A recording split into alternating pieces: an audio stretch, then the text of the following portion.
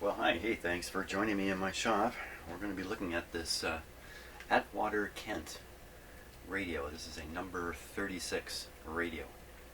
And here's what I've got: power supply, the radio, and the speaker. Now, about a year ago, the owner of this radio gave it to me and went away with the very large desk-like cabinet that this radio fits in. It's very large. He took it away to have it refinished and left me with the radio itself. Now, I've taken a look at this radio already. There's a number of videos on it, but they were from quite a while ago, 6 months ago or more. So now's the time, and so he's got the cabinet refinished. He's ready for the radio to come back, and it's time for me to finish this guy off. And it may not involve very much at all, because basically the radio is working. It was bought in working condition, and my job really amounts to securing its operation or its life, doing what might have to be done so the thing will be working 10, 20 years from now or longer, and certainly to not bugger it up.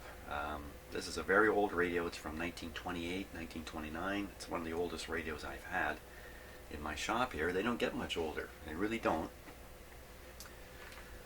And so let's take a look at the things I've got to make some decisions around. So let me just turn it around this way. I'm not the first person to work on this, that's for sure. Right away you can see some weird looking stuff. These capacitors and this orange drop capacitor here, which incidentally was glued to the chassis somewhere too, but it's fallen free. It's just hanging here. So you're just looking at those capacitors. I would say they were put in 20 years ago, maybe even more. So even these are starting to become long in the tooth. Chances of these being defective is very low, though. I think it's very, very low. Let's see, there's another small capacitor here. There's a resistor here, here that have been replaced. I don't really see anything else down here. Let's take a closer look with the close-up camera.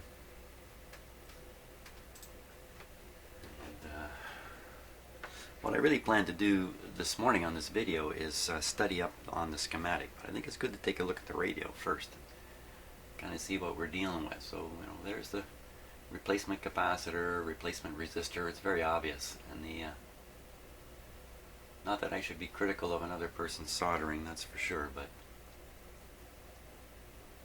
it's in there pretty solid.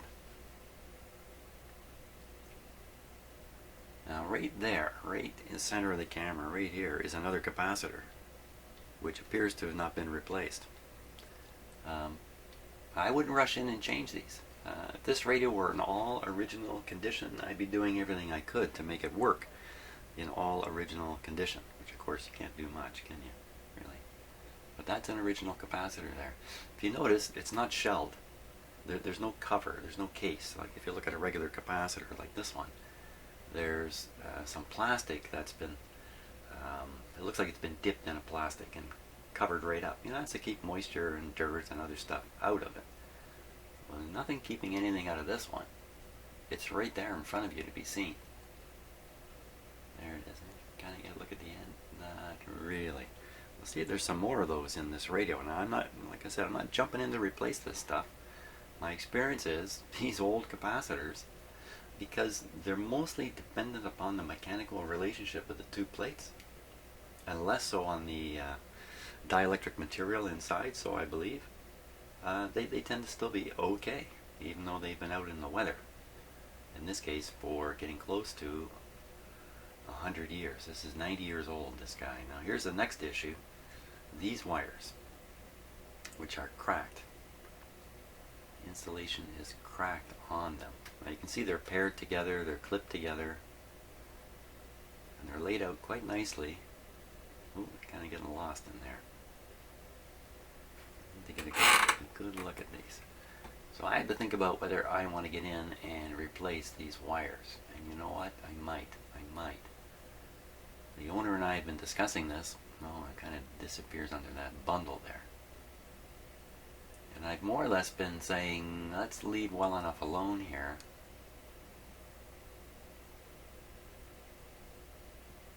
Now see, there's some bare conductor right in there. There's some complete insulation loss. It's one thing if the insulation is cracked, but it's still successfully protecting the conductor. And it's also not like people are, slapping the back of this with their metal tools all day long. If these wires are not shorted now, they're not likely to get shorted. Except by someone like me monkeying around. Look at that. Look at how close that wire is to that ground clip. In the long run, that's a very likely short.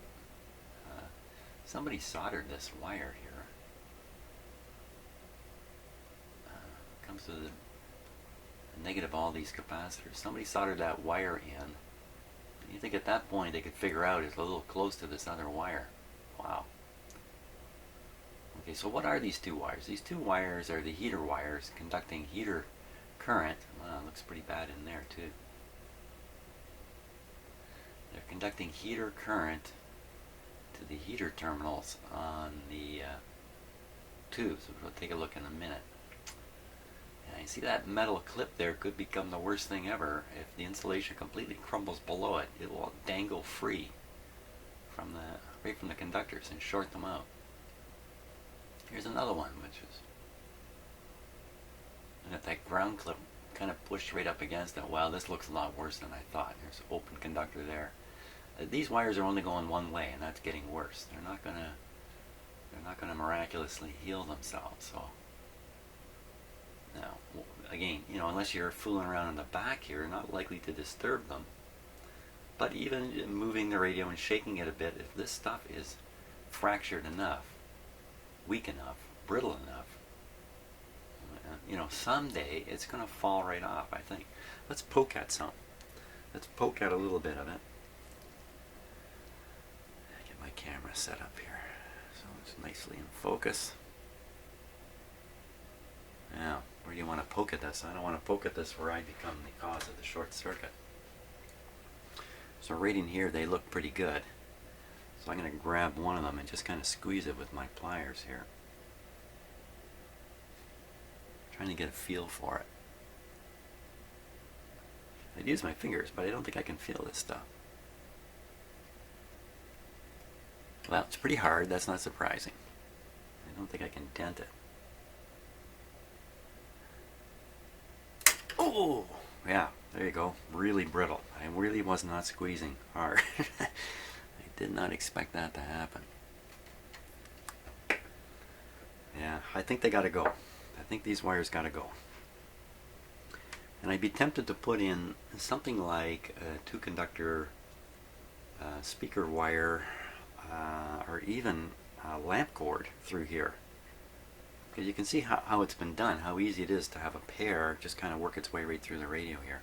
Let's look at a tube, for example. So here's one of the tubes. 4 pins on these tubes. 2 heaters. 2 heater pins. That's these two here. And then there'll be a pin for the plate and a pin for a grid, and that's it. And you say, oh, wait a minute, where's the cathode? Well, the heater is the cathode. So that's all there is in these tubes. It's 4 terminals on the bottom. So you can see the wire comes here, connects there, and the other wire comes over the top and connects here to feed the heater voltage here. And where is that heater voltage coming? Well, it follows this honkin' big cable, this monster of a cable, because this cable has to run a fair distance inside the cabinet, all the way to here. Okay, and I got my close-up camera going here. Let's take a longer look at it. Again, this is just to give you kind of a background feel for this radio before I start looking at the schematic. And as I said, I've got to make some decisions around these parts. Should I replace them and replace them again? there really any value in that? Are these? They almost look like they're put where they would cause a problem when you install the radio, but I'm sure it doesn't. Otherwise, they wouldn't be here. But it just looks like the wrong place to install capacitors. Don't really know what was here before. I see these wires are brought out here. Don't know what they are yet. Don't know if these are the right size. Don't know if this is an addition put in along with the existing capacitance, or if this is a great idea somebody had to improve the operation of the radio. I don't know anything about these capacitors, so it's going to take a little bit to sort it out. Yeah. Okay, anything else worth looking at? Well, we should look at the tuning system here. I think it's quite interesting. If you haven't watched, if you can't remember watching the earlier videos on here, this radio is nothing like the ones I usually work on. Usually I'm working on radios from the 30s forward, and they have a stage of amplification that's done using an intermediate frequency. So you have the incoming radio signal. It's converted to a particular frequency that most of the radio is tuned for, and that's the IF, usually 455 kilohertz. And then most of the radio is built at 455 kilohertz, and there's no variable tuning involved anywhere through those stages. And that's a great thing. Fixed tuning, you see me do it all the time when I'm tuning up the IF cans, and that's just adjusting the fixed tuning for the intermediate frequency circuits. There's no such thing in this radio. Consequently, because it has multiple stages, and you can see that there's like a duplication going on here, here, and here. It's the same thing over and over. And I may not have done the here quite right there, but you can see for sure it's the same thing over and over. It's really like a number of radios in a row. First, second, third, fourth, probably going the other way actually. First, second, third, fourth radio. And each one of these little radios has to be tuned to exactly the same frequency. So this one is trying to pick up what's coming out of this one. And likewise, this one's trying to pick up what's coming out of this one, and this one's trying to pick up a particular frequency from the antenna.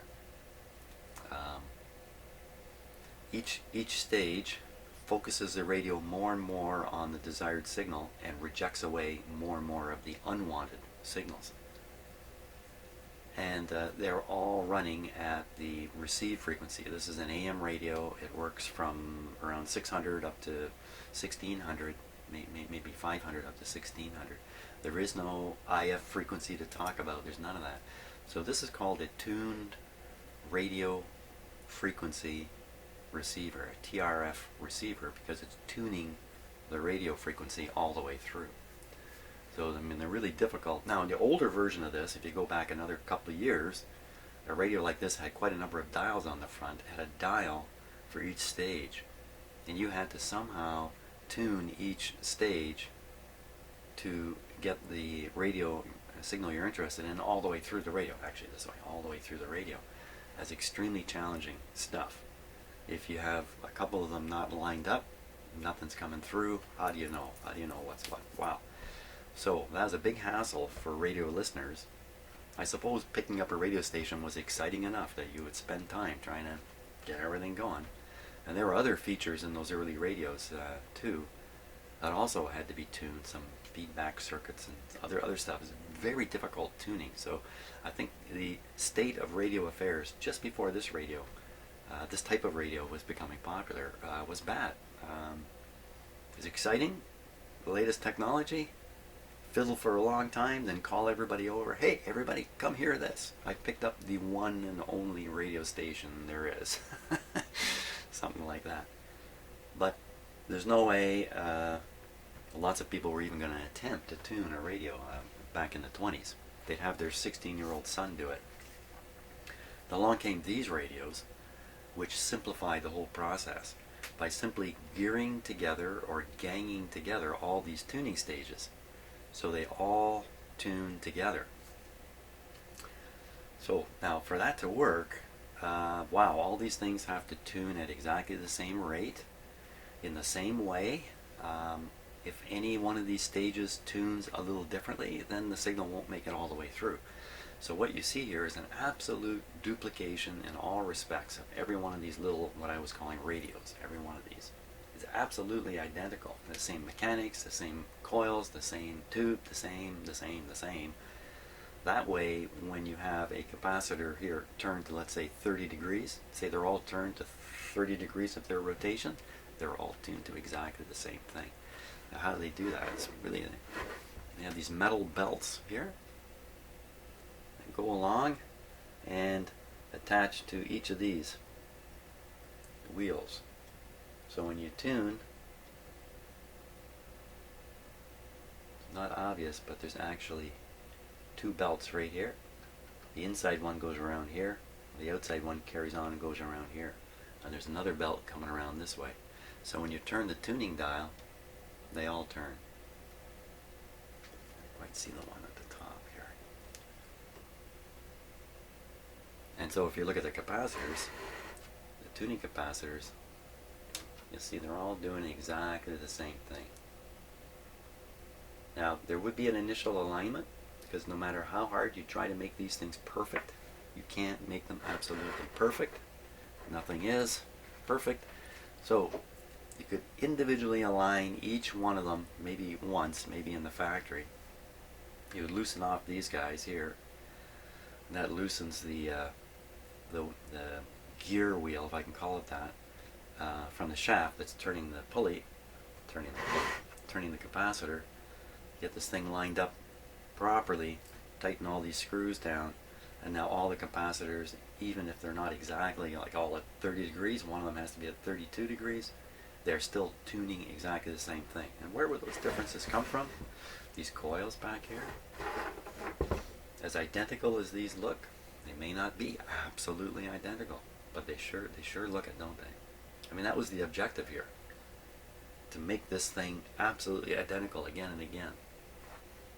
Now, up at the top here, it's another tuning device here. You look way up here. This one here, you can see it's just a plate. Okay, and it's going down into two other plates right here. Nothing to do with this capacitor. It's an independent control, it's the only one.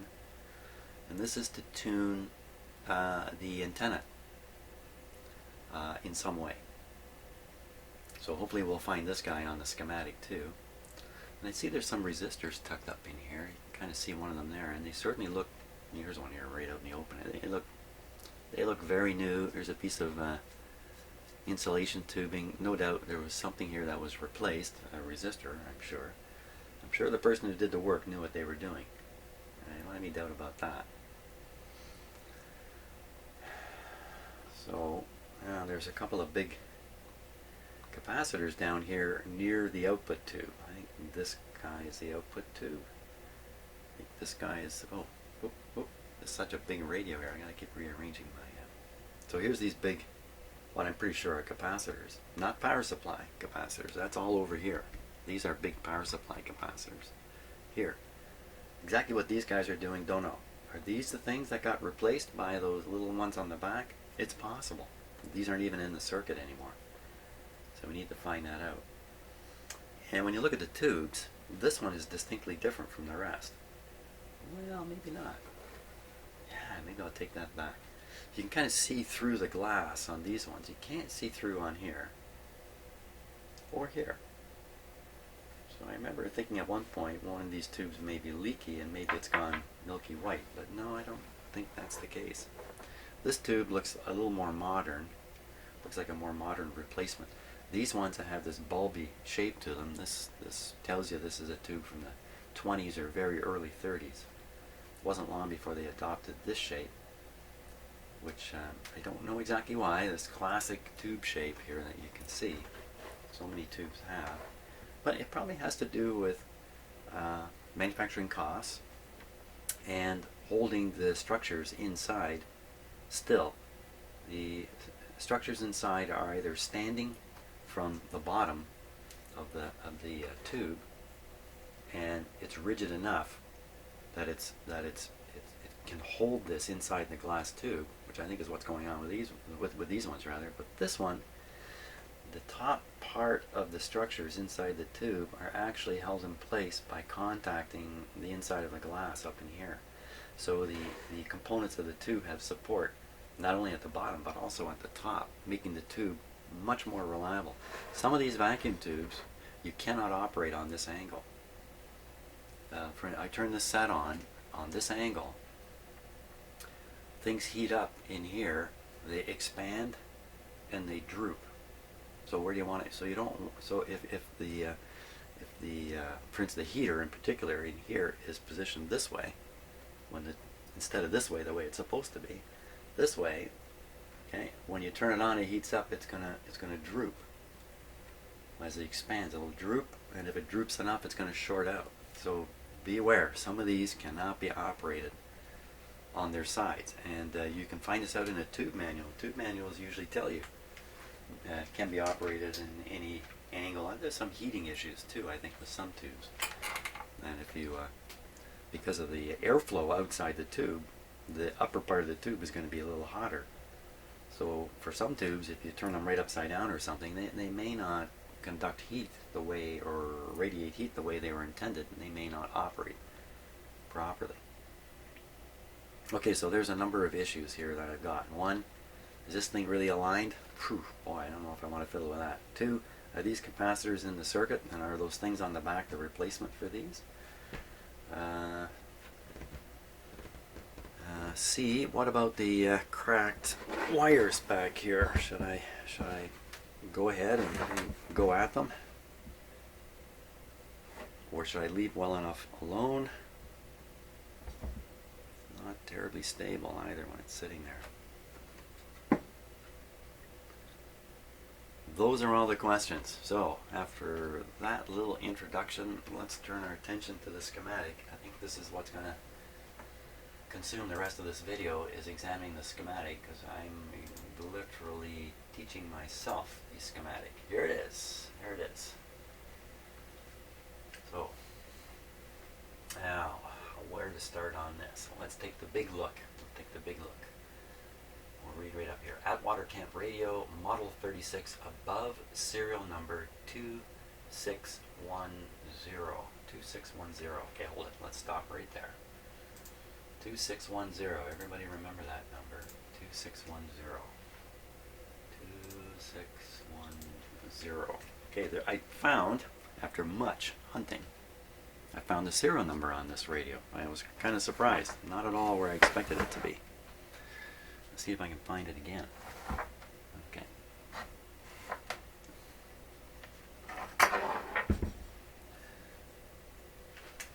Where did I find it? Okay, it's way down there. It is. Way down there. Okay, 2625210. You don't need to memorize it, because being as clever as I am, I've written it down here. I've written it down upside down. Okay, it'll still do. So there it is. Hidden down there. Just a lucky glance. I looked this thing over high and low last night when I brought it in my shop here, looking for a serial number on it. And the last moment, I just got a glimpse of this. This is very hard to see normally with your eyeballs, because it's buried way down in the radio, way down in there. So we have the serial number. So quick, back to the schematic we go. So it says above serial number 2610, and this one is 26252. 2625. So this is 15,000 radios above that number. So this is the correct serial number, or the correct schematic rather. So a little more, just looking it over, and I got some details on those coils. Bolted to stator. Little notes here. Oh, what's that say? 2P dot in number 1 RFT. Radio frequency transformer with condenser type volume control. This lead connects to green lead from volume control. How do you put a comma right there? This lead, you can look at this. You can really tell this is handwritten. This is not. Who knows how this particular page we're looking at was put together? It's probably a cut and paste. Whoops, cut and paste and scan. Sorry about that. A scanned deal. So this wouldn't be normally what somebody would find on a piece of paper back in the day. What's this? Figure 72. Wiring diagram of Y power unit above serial number 2600. So 2600. Well, I'm not going to hunt down the serial number on the power supply. I'm not concerned about the power supply, and I think I tested that pretty thoroughly quite a while ago. I'm really concerned about this guy. Okay, so, and here's that big honking cable. There's the on-off switch. And this connector on this radio looks a little different than this. It doesn't look like this. So let's go to the start of the radio here. And before we do that, I just need to make sure my voice is being recorded. And it is. Okay, so we start right here. That's a little bit out of focus because I've zoomed in on this. I can't help this. So what do we got here? We've got antenna connections, SA and LA. Be a short antenna, long antenna. Do you think that's what that means? SA, LA. A short antenna goes on with a little more transformer action here. Antenna transformer. So the antenna is working through this coil down to ground.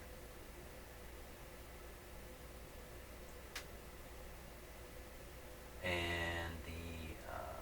this coil is linked to this coil as a transformer. So we have a little bit of signal coming here.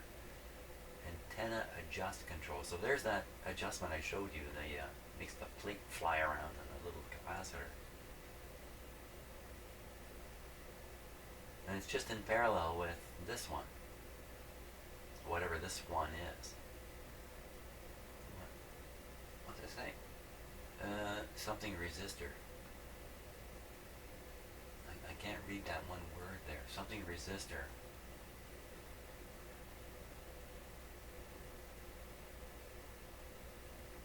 Number 3.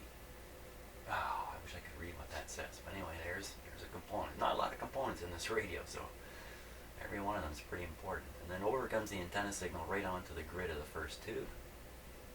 And then things get a little repetitive here. The output goes from here, goes through this transformer. Look how they've shown this. They've shown this with this top wire coming down, going up, and then coming down. Now, why would they bother doing that? They're trying to show you the phasing of this transformer for some reason.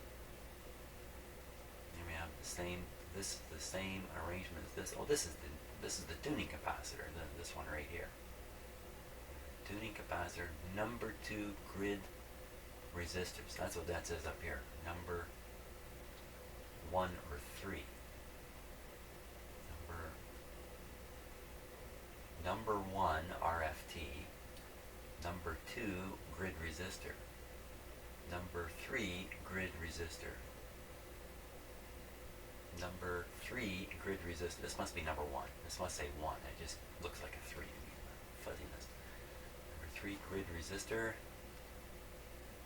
How about number 4 grid resistor? There, detector grid condenser. Maybe this is why they got rid of the word condenser. That looks like conductor. Condenser, conductor. Maybe they got rid of it for that reason.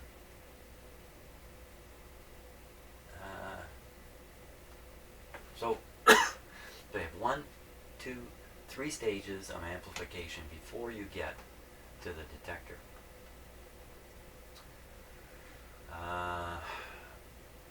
Detector, grid, condenser, phone condenser. Isn't that interesting? Phone condenser. Of course, they don't mean telephone at all. It'd be tricky here how this is. Looks like this wire just carries on there, but in fact it's connecting here to the. So this tube is different from the others. So this one is just a heater. there is no cathode. The heater is the cathode in these tubes. This one has its own heated cathode. Here it is here. There it is right there, detector cathode. So this is done a little differently here. Look, the heater wires are done differently. So these guys get their heater off these two lines. And these two lines are those cracked wires that we were looking at. I'm wondering whether I should replace them. But they don't feed every tube. They feed this one and these three. This guy, he's got his own heater lead. I don't know why. Maybe the voltage here is different?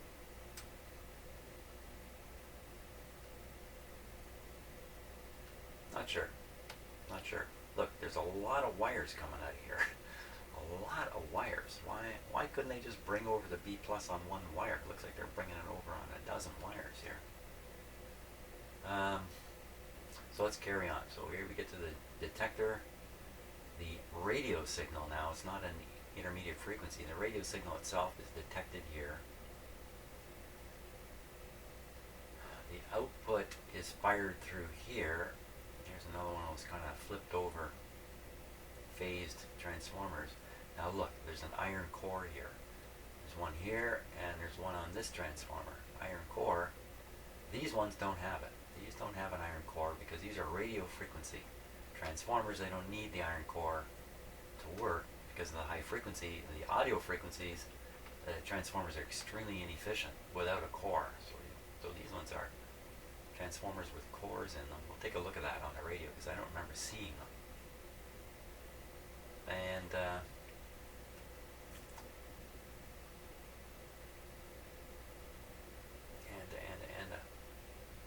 1A, 2A. I think that means one, yeah, look at this. 1R, 1 radio, 2 radio, 3 radio, 1 audio, 2 audio. This R may be RF, 3 RF, 1 audio. I think that's all they are. So you see, when you're looking at these schematics, part of what you're doing is trying to figure out how the radio works, yes, but also what you're trying to figure out is how the schematic works. What was in the mind of the person drawing this?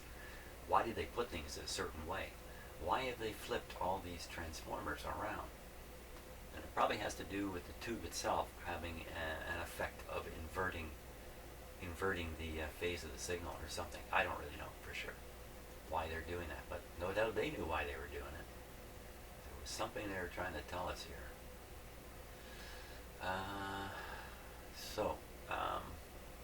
Right, so the detected signal now, which is comprised of audio, which is somehow helped out by the phone condenser here. Detector grid leak. Okay, so something else this radio is using. To bias these tubes, they use a technique called grid leak biasing, in which the grid, as the tube operates, picks up a small amount of current. It causes the grid to naturally drift negative if you can hold the charge in the circuit here. So rather than bleed it down to ground, we put a fair-sized resistor in here, and that tries to hold the charge a little bit on the grid. As I understand this, anyway, when I'm explaining things, I'm telling you what's in my head. I'm not telling you necessarily what's true. This is what I've come to believe from all the stuff I've been doing over the years. So, no bias battery in here, that's for sure. Little bias cell. There's no trick in the power supply to produce a negative voltage relative to B minus here. There's nothing, so it's all grid leak. This is how tubes were biased back in the day. This guy is the same way. This guy, these two guys look a little different. These two, the two audio tubes, appear to be on this green wire. Whoops. Oh, okay, it disappears in there. How do you find it over here? Green wire. Green. 2 toggle switch. Uh-oh, I'm gonna, okay, let's not get into this too much over here, but let's just say the grids are handled a little differently on these 2 output tubes for two audio tubes. Audio goes through here, goes out the output tube. Speaker filter condenser. Speaker post. So there's a capacitor here. And, this wire here is going to be carrying in B+. I'm not sure what the B+ was now, but it's going to be like 150 volts or something. I'm not sure what. And this capacitor is blocking it from getting out to the speaker. Well, that's a pretty important capacitor. And we got this thing here. What is this? So this, I believe, is kind of a hum control technique, where this terminal of the speaker is kind of attached to a center tap here, so it's kind of attached equally to both of these wires. And pretty sure there's an AC voltage on these heaters. Not very sure. Not very sure at all. This says F minus and this says F plus. Hey, look at that. I kind of skipped by these. There's those three capacitors.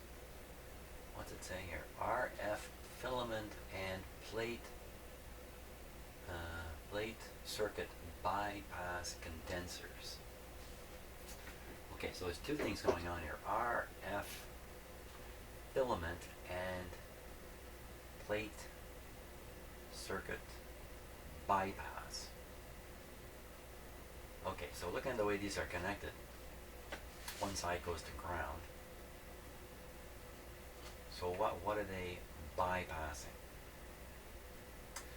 Well, you can do something like this when you want this ground from an AC point of view to basically operate all the way up into here. Oh, this doesn't go all the way up. This goes here, and then there's a connection. These two go all the way up. Oh, these two. Oh, these two, because of the way he drew it, shame on him. If I was his drafting supervisor, I'd say, look, this is nice on the eye, but it's misleading because it looks like this wire just passes through up to here. No. You should show the connection of these two wires over here in a neutral zone.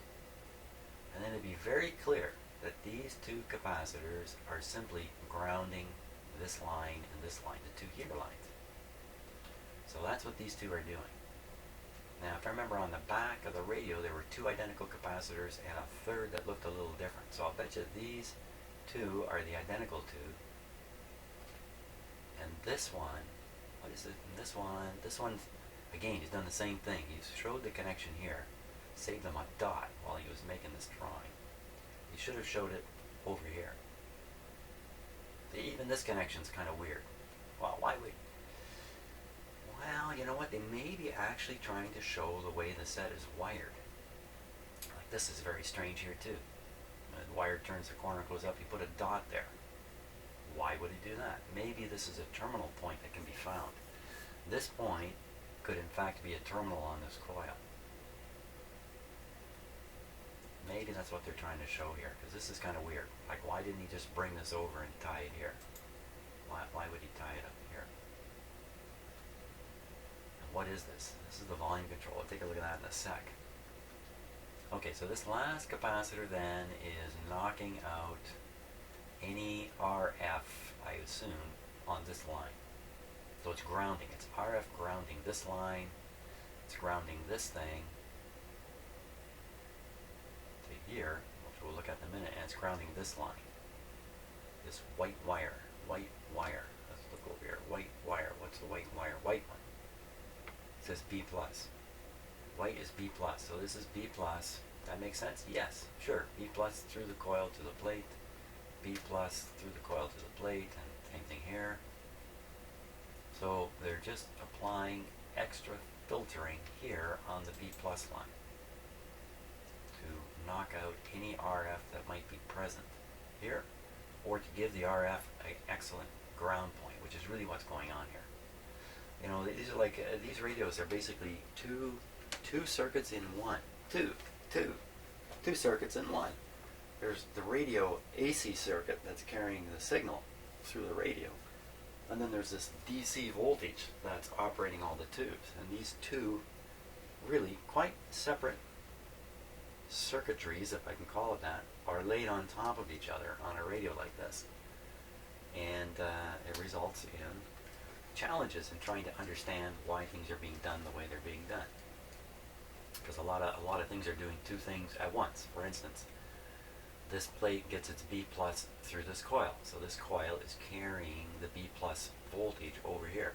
But really its job is to transform the RF signal over to this side of the transformer. So it's doing two things. So a defect in this coil, of course, no RF traveling forward, but also no B plus going back here. So if you're looking at this, you're really new to this stuff, and you're looking at this, you go, okay, yeah, that's a transformer, and I can tell the signal's going through there. You might not have caught on yet that also the B plus is going through there too. So there's a lot of that kind of stuff in the all radios. So okay, now a lot of you are technically right here with me and actually quite a ways ahead of me, so you may be falling asleep while I'm explaining all this.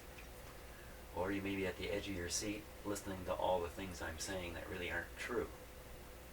And I think I'm doing a fairly good job on this though. So let's go back to the first step here.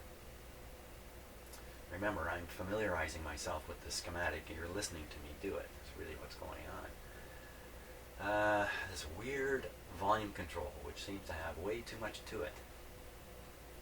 Let's see. So it's connected here to the plate of the very first two. Resistance type volume control.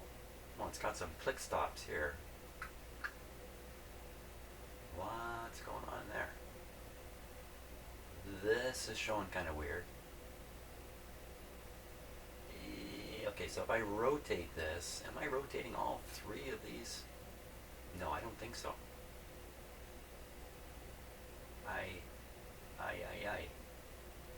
Okay, so I'm going to assume this connection just remains here on this red wire all the time. And when you turn the control, these are moving. For sure, these two are moving. So you can see as this one travels towards the wire, this one travels towards the wire.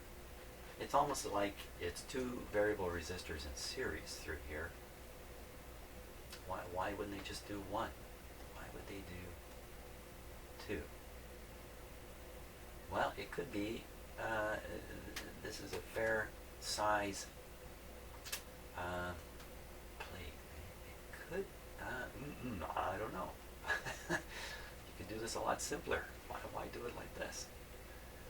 There's enough current flowing. Well, let's see where the wires go. Let's see where the wires go. So something is going somehow in some direction through here, through here, through here, and then up to here again. So this plate is connected here, and this plate is connected here.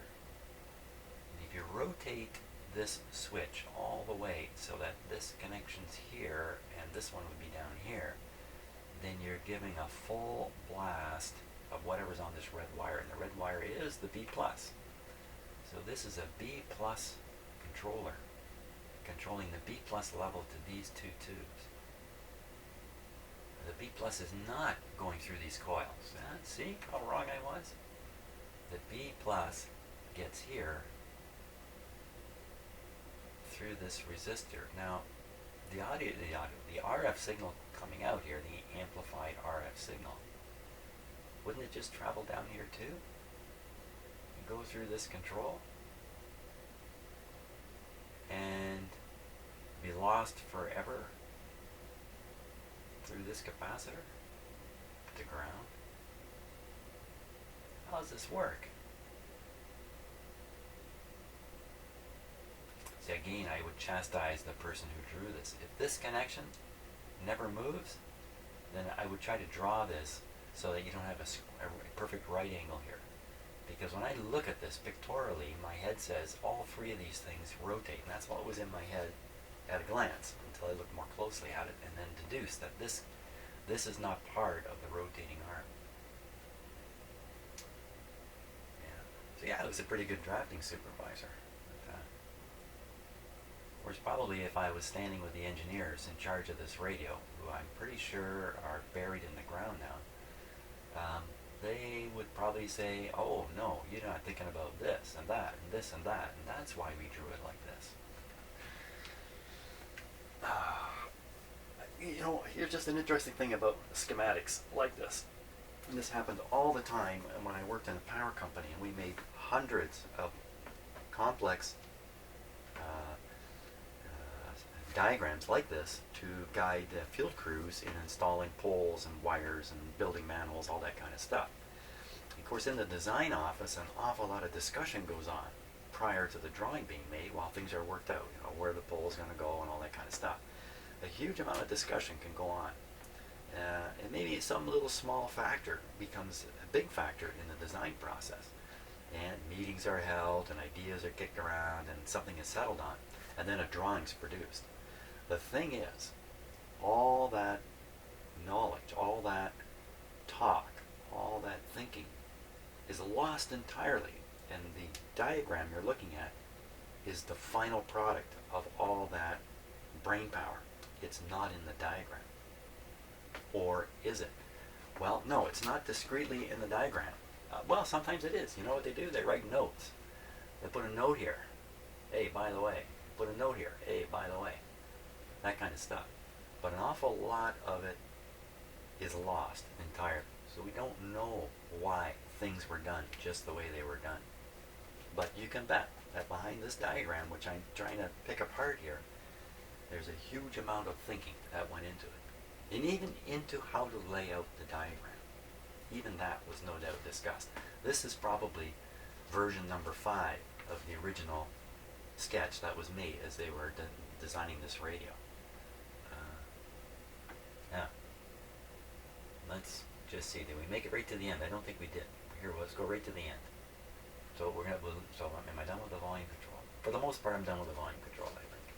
So coming over here, speaker connection, important capacitor, tube, grid, plate, brown, brown, brown. Let's go see what brown. Here's brown.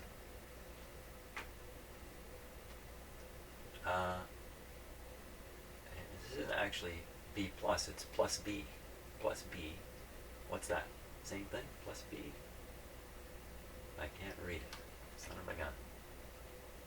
But that's what it must be. It must be another positive voltage. Maybe it's extra high. This is the output tube. This is the one that does the work. The work is pushing the cone on the speaker. That's the work.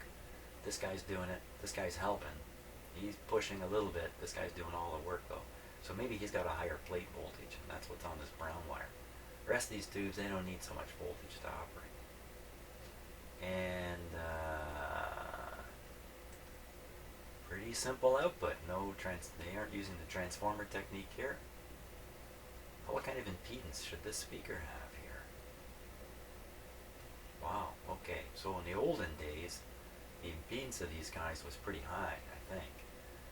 Could have been 600 ohms, because that was a bit of a standard that was being followed. I don't know if that was really active at this time. I would imagine this is no 8 ohm speaker though. It's probably something quite different. Okay, let's go back and look at the radio. That's enough of this stuff. Let's go look at the radio. Okay, that's my software, by the way. You see me flipping through. If I knew how to avoid that, I would. But I don't know how. So, first off, there's the speaker. There's no way this is the original speaker. It's got a... what have they done here?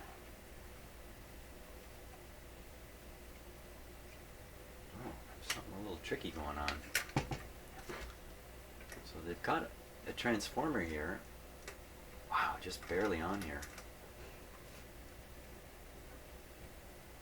So I can see the leads from the radio.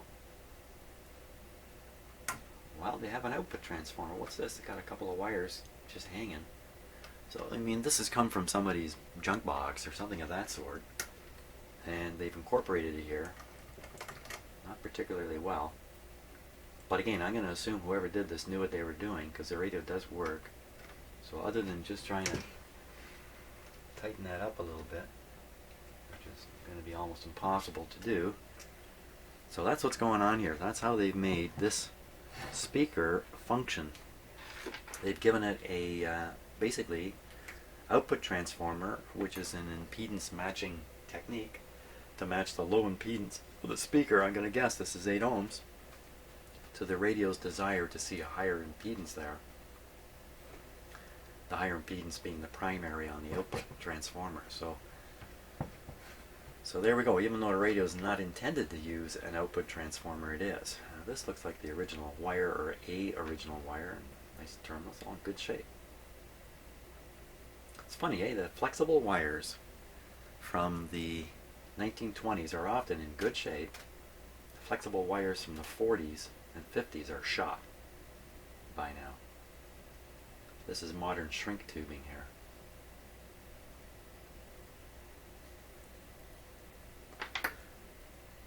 That's the speaker deal. What was some other curious things here? The volume control.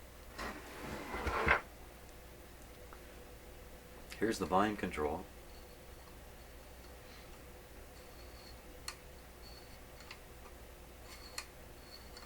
Quarter turn only. I guess that makes some sense, yeah.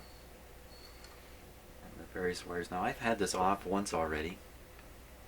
What happened was there was a faceplate, a beautiful faceplate that's been refinished. It's sitting right here in this box. It says, "Do not bend."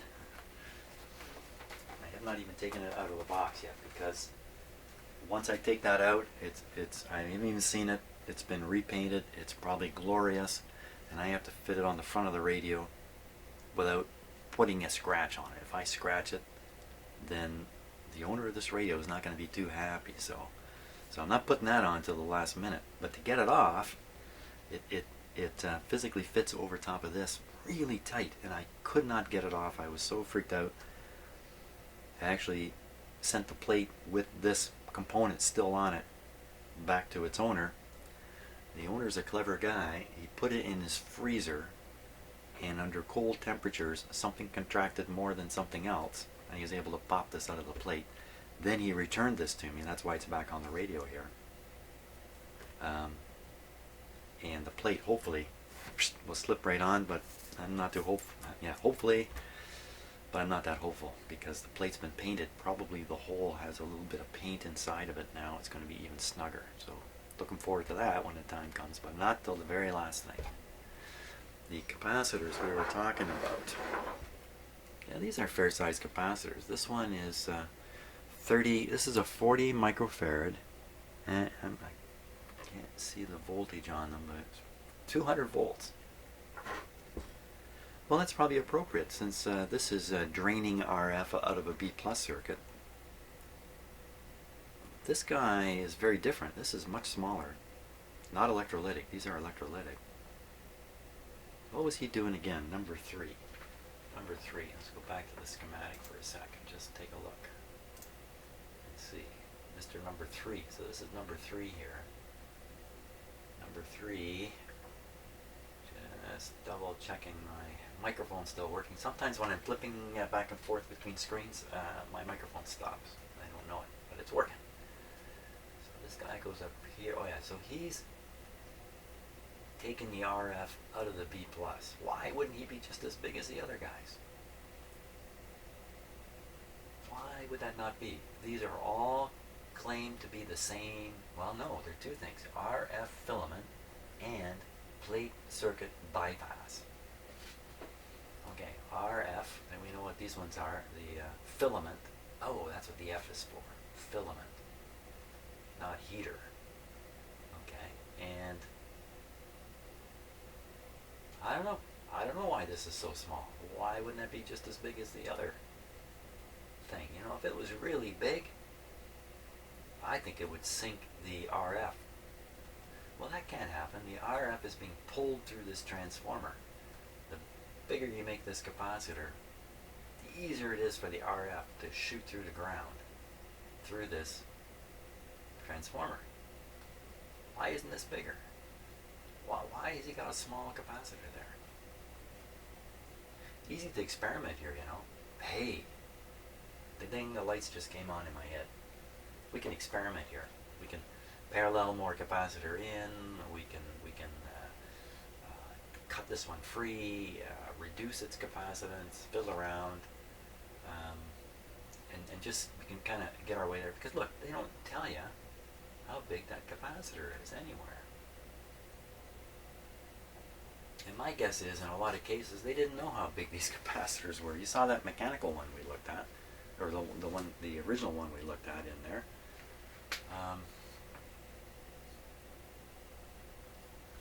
Capacitors may have come in basically 3 sizes: tiny, medium, and large.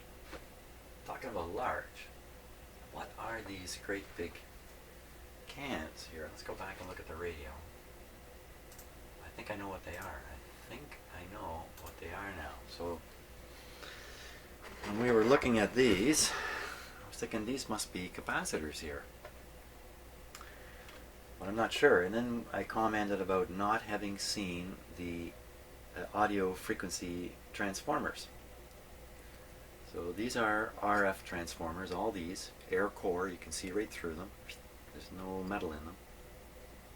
Where are the metal core transformers? Must be these. Oddly enough. Oddly enough.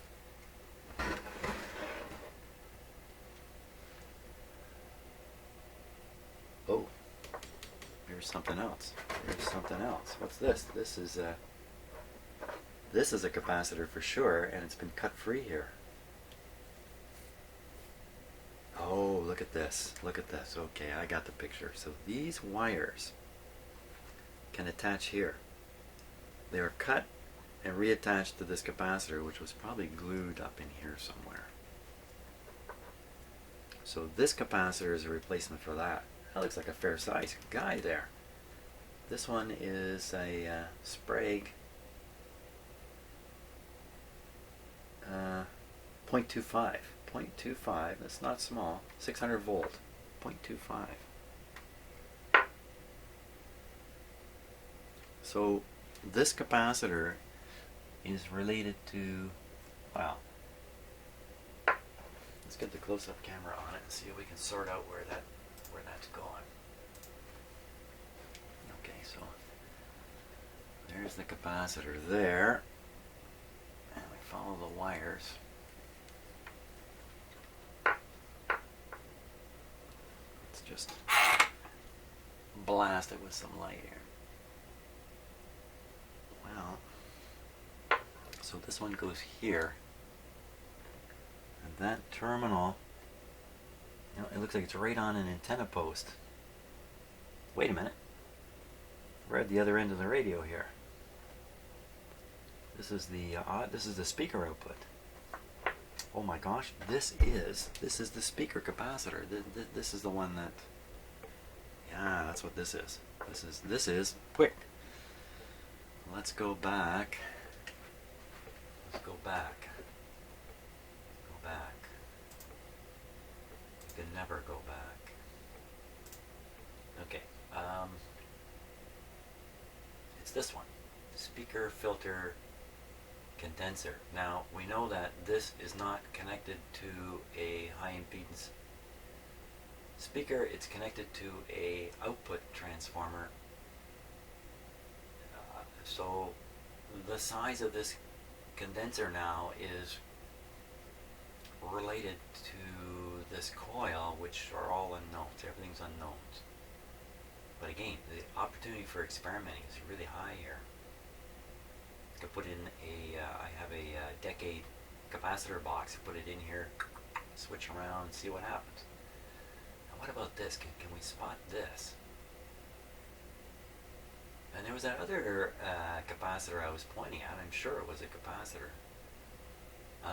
Where is it in this diagram? There's one there. That's probably it. That's probably that old capacitor. Oh, it could be this one. It could be this one. Old capacitor. any other. So there's these three. 1, 2, 3. 1, 2, 3. 1, 2, 3. 4, 5, 6. 6 capacitors in this radio. Really? Let's go see if we can find them. 6 capacitors. 1, 2, 3, 4, 5. What happened to number 6? 6. There they are. There they are. 1, 2, 3, 4, 5, 6. Now what about these resistors here? This one is a brown, black, yellow. So that makes it 100K, I think. Again, the diagram doesn't really seem to show the value of these resistors. There must be a table somewhere that shows them.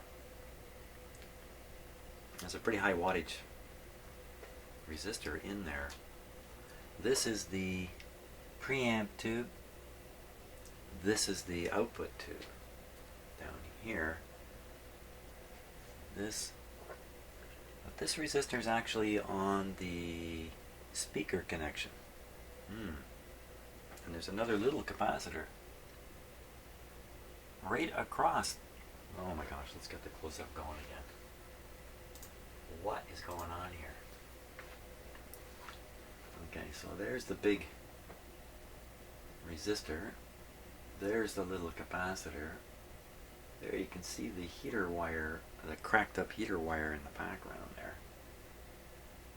And these two screws are the underside of those antenna.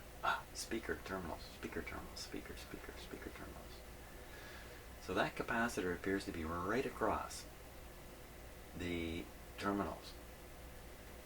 And that resistor is from one terminal.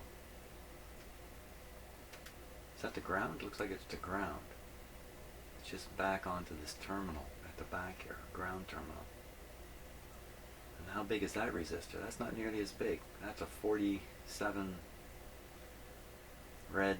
That's that's about 5K, I think. So you have 5K there.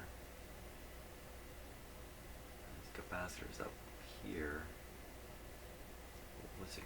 So capacitor across and a resistor to ground. I don't remember seeing those on the schematic.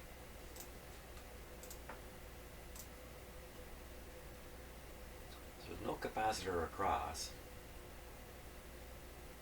and resistor to ground. I don't see any resistor to ground. What is ground on here anyway? White is B+. Does it actually say something over here? Black. Black. Well, does it say minus F1A? So that's the negative lead to I don't know. Don't know what's going on here. Red, green, TR. I don't know. It takes a little bit more studying to understand what they're trying to say here. Yellow. Some of you have got it figured out. I know. You're looking at it going, Jim, it's easy. F1A. F2A. F2A. 2. Oh, it says 2. 2 minus F something or other. 2. So it's got to relate to these kinds of things. Number 2, AFT, that kind of stuff. I'm losing track of what I'm doing here. What am I doing? I'm losing it. How long have I been doing this? Too long.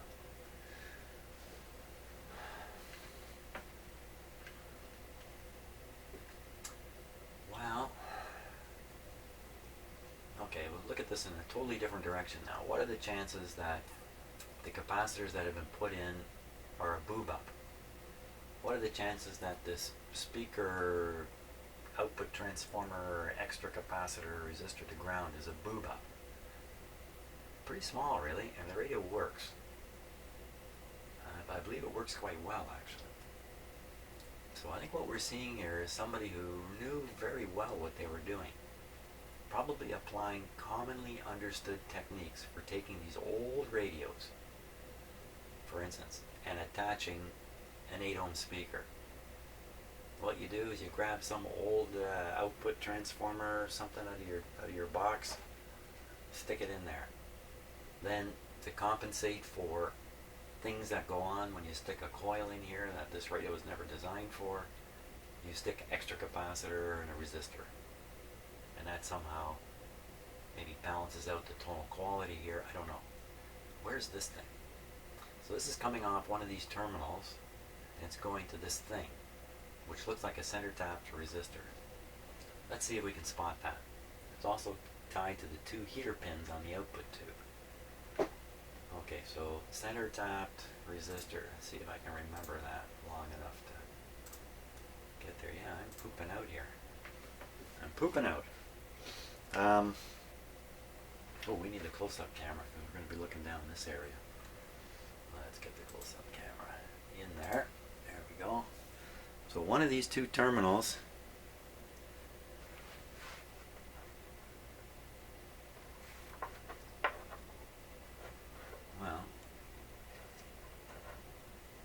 there's that heater wire there.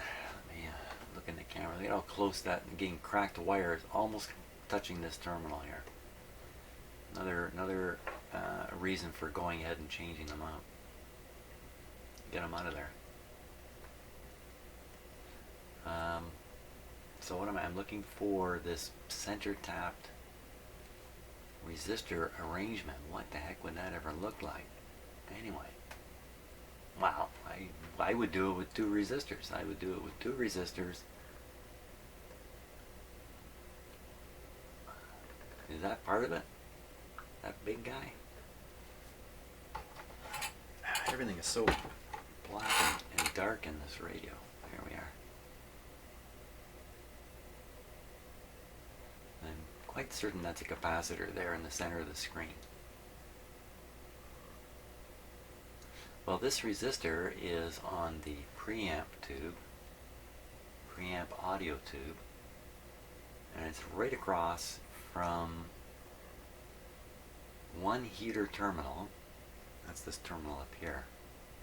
It's right across to what I believe is the plate. I believe it's plate grid.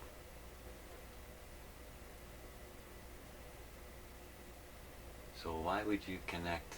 You know what, that's probably the other way. Okay, so if that's the plate, there should be a wire. There is a wire. There's a wire coming from it. Like it's got to go to the next circuit. Where's that wire going? It's going down under. And then it just totally evaporates. Where did it go? There it is. Amazing how hard. There it is. Coming over here. Oh my gosh. Right. It's going over here. Somewhere. Oh my gosh. Oh, I think it's coming to this ground terminal here.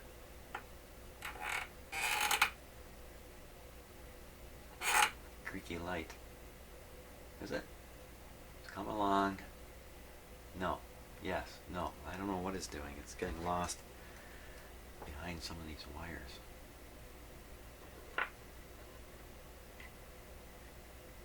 That one I can move. This other one looks pretty darn stiff.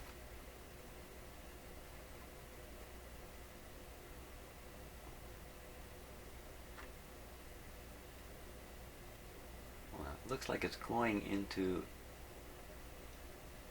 a sleeve or a sheath, like a braided sheath, and then disappearing in this hole. You know where that's going? That's going right up into those transformers. That's where that's going.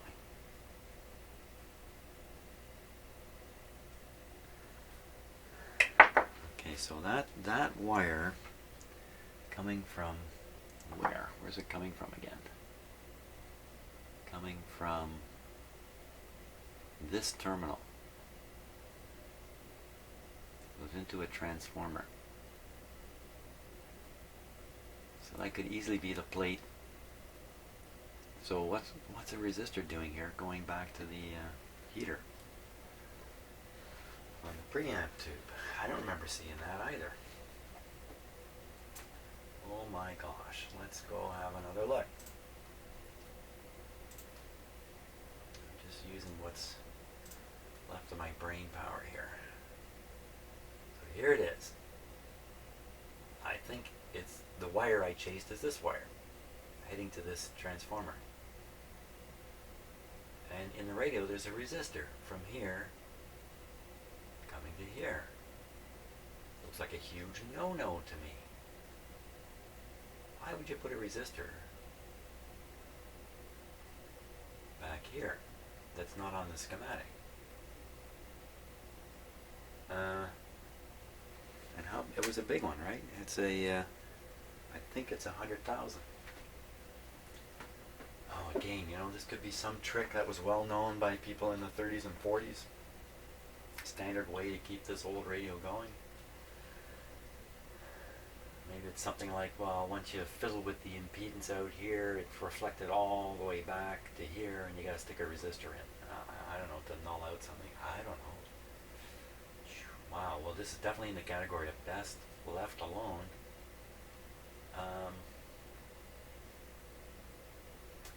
Wow. So I'm really not looking at this radio. I'm looking at a I modificated the word modification there. A modificated radio. And now, when I was yapping on about the intelligence hidden in the schematic, and I look at the actual radio, there's intelligence hidden in the radio. Whoops. Things got a little dark there. Somebody knew what they were doing and they did that. And somebody, namely me, doesn't know why they would do that, and it doesn't look right. It doesn't look right to me. There's another resistor stuck in here. Up here. Up, up, up, up, up, up. Up, up, up here. Just up at the top here. Now that one, well, if you notice, there's 5 pins on this tube. So this is the detector tube. Is that right? 1, 2, 3, 4. Yes, it's the 4th tube. So here's the detector tube. Let's check this out. This capacitor is connected here, and there's a resistor over to here. So you should see a resistor. In this case, it's 22. What is that? Is that a blue? Oh my gosh, blue. Blue is like 8 or something. That's a huge resistor here. Huge resistor here. Across these 2 terminals, which I don't have the 2 pin layout in front of me, so I don't know what they are just now. We should be able to identify the heaters in here easy enough. So I think the heaters are, I think these 2 heavy wires are the heater wires here.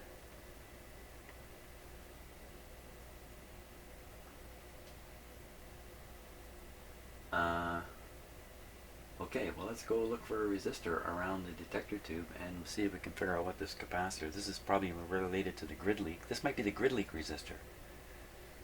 Yes, this great big resistor. Grid leak resistors are usually fairly high.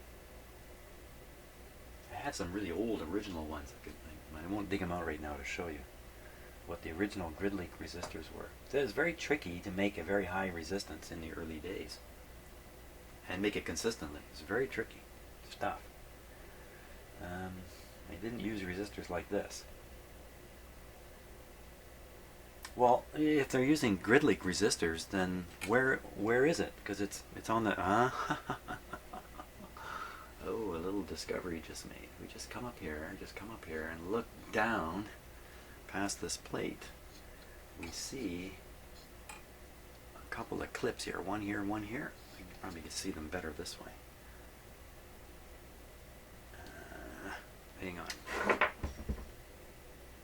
Oh my gosh, there's a resistor in there. So, see those clips? Those clips are intended to to hold a grid leak resistor, and the grid leak resistor has been replaced by a more modern resistor. You can see in there, probably another Whopper. Red something green, I'd say, you know, and that's green's a million. That's like 20 million. That's the kind of typical size you see for a grid leak, 20 million. So somebody's taken out the original grid leak resistors, which were unreliable, resistor, which was unreliable, and put it in the finished one. I never noticed that before. There's more grid leak resistors in this radio, isn't there?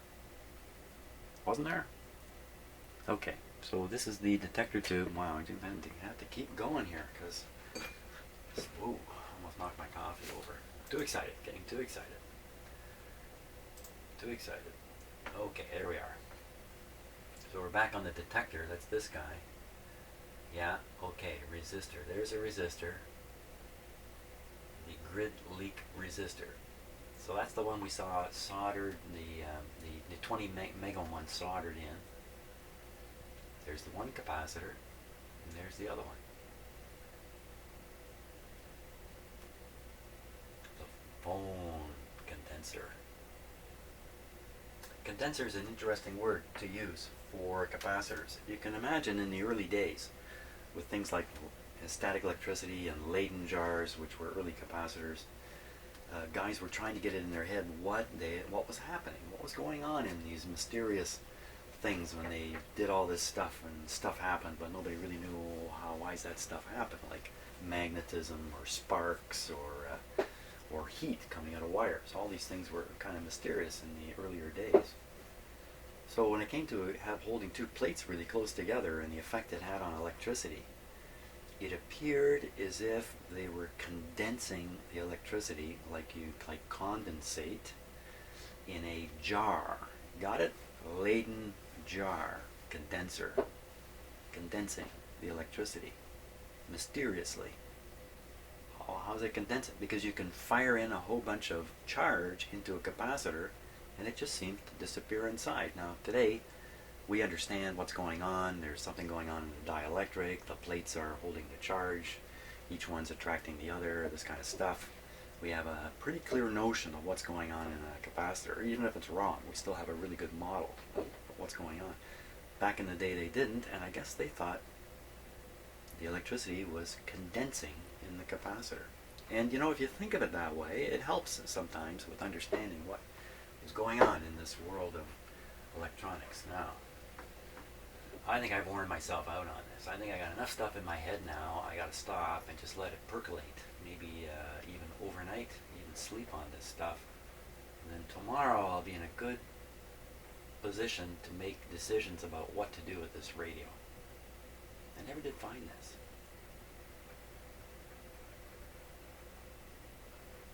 Oh, I hear the rain falling outside. So the rain has started. Today is Canada Day. It's a big holiday in Canada, a big important holiday. We all celebrate Canada and being Canadians, and this is our fireworks day. We actually have 2 days where fireworks are popular. Today is one of them, and today many municipalities will shoot fireworks off. In fact, I'm looking forward to it tonight, assuming the rain is gone, because apparently I can sit on my deck and watch the town fireworks going off just a couple 100 meters away. Yeah. So I'm looking forward to that. So happy Canada Day to everybody. Thanks so much for watching the video. I hope you found that interesting. And next time we're working on this radio, which will probably be tomorrow morning, I'll make some decisions about what to do and get busy on it. And hopefully not mess up this hybrid radio. See you on the next video.